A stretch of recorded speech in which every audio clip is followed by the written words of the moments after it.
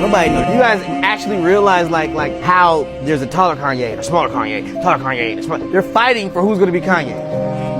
They're fighting for who's gonna be Kanye, dude. Right in Orlando Bloom video when he exposed Hollywood for cloning Kanye West has been making its round on social media, and it's gotten to a point where the public believes he is actually onto something. Professor type of situation. That's stupid, bro. You see Kanye 6 feet tall and then you see him small. You better catch the small. Give him a hug, man, because he's been through a lot to be in that body.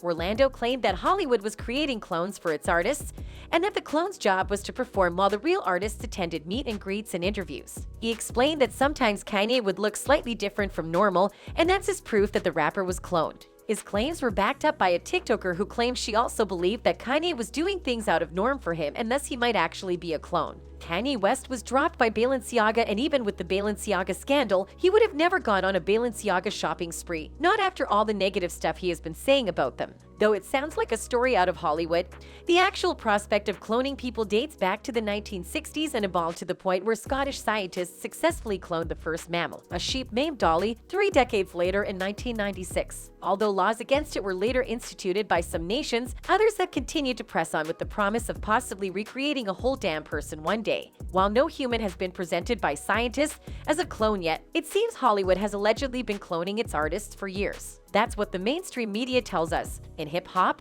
the term clone has been thrown around metaphorically for years, with rappers using the word as a blanket diss for a biting MC. Actual talk of rappers being replaced by genetically identical replicas, or at least permanent stand-ins, is a newer rabbit hole. Now it's gotten to a point where actual rappers are claiming to be clones themselves. One of the new clone rappers is Kid Buu, who has a very interesting story that sounds straight out of the X-Files. The rapper claims he had a UFO encounter that led to him joining the Raelian movement, a sect that believes that life on Earth originates from alien life forms. He also alleged to be a second-generation clone created by Canadian company Clonade, even sharing video of his double at one point and even leaving his serial number. Boo has kept his truth quest, showing off what he says is more proof by way of microchips, specially made clone entries and visits to the cloning facility. He even said that his contract was about to end and that he was going to tell all the secrets that he wasn't allowed under contract.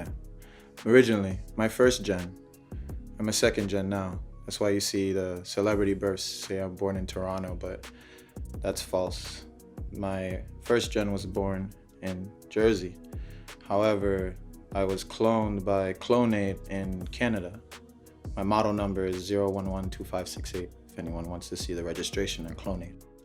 His claims first cemented when he appeared on Vlad TV and revealed that he was a clone. When asked about his hometown and where he grew up, instead of just answering, he also decided to divulge the fact that he was a clone. This odd concept came up straight out the gate, and he had schooled his face in a way that looked serious. Originally, my first gen. I'm a second gen now. My first gen was born in Jersey. However, I was cloned by Clonade in Canada. My model number is 112,568 for anyone who wants to see the registration of cloning. When he was asked about his nationality, he said he was Sicilian and Puerto Rican, adding that those are his 2 genomes. He claimed that his memory was wiped to leave space for new programming, but he knows his mother was Puerto Rican and his surrogate father was Sicilian. This information was made available to him through his stealing documents before escaping the cloning facility. Vu also claimed that apparently Gucci Mane and Michael Jackson have gone through a similar experience like him and they were cloned too. Now Gucci Mane himself has been rumored to have died in prison and come out a clone-free man. When Gucci Mane came home from prison in 2016 looking like body goals instead of his pudgier former self, people were taken aback and logically determined he must be a clone. The clone claims ran rampant on the internet, and the rapper even ran with it for a minute. Gucci 2.0 played into the speculation for a while and even dropped a video for first day out the feds, featuring multiple UFs. Unlike Boo, Gucci later said he was not a clone but rather went with the flow. He conceded in an interview saying, "It's funny to me.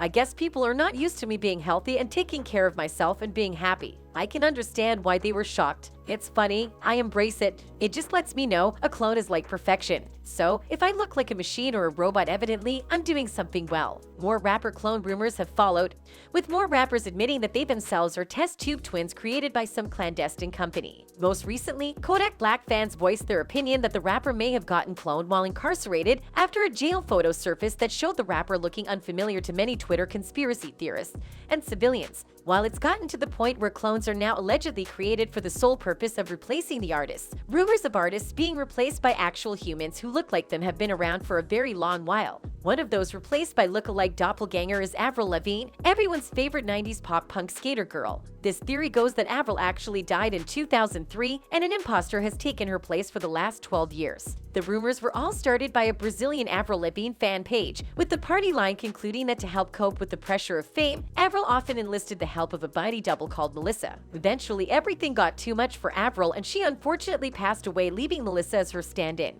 Instead of her company saying she had died, they hired Melissa full-time to become Avril Lavigne as a full-time job.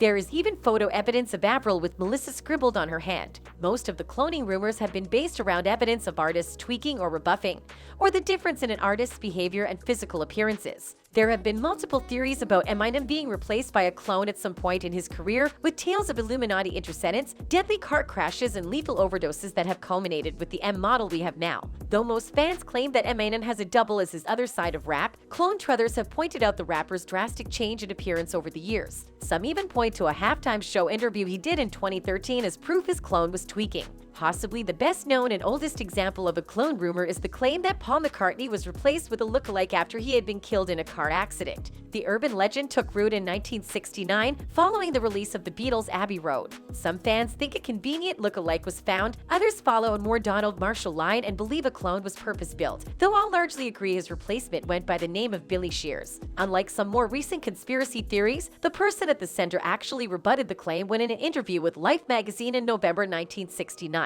McCartney said, "Perhaps the rumor started because I haven't been much in the press lately." Moving away from the clone replaces celebrity genre, theorists believe Taylor Swift is, in fact, the clone of a former satanic priestess. The two women, when put side to side, have an uncanny resemblance to each other, making this theory seem reasonable. The theory dates back to 2011 when every celebrity was somehow being linked to the Illuminati. Claims started that Swift is an Illuminati clone of Xenoleve, the daughter of the founder of the Church of Satan.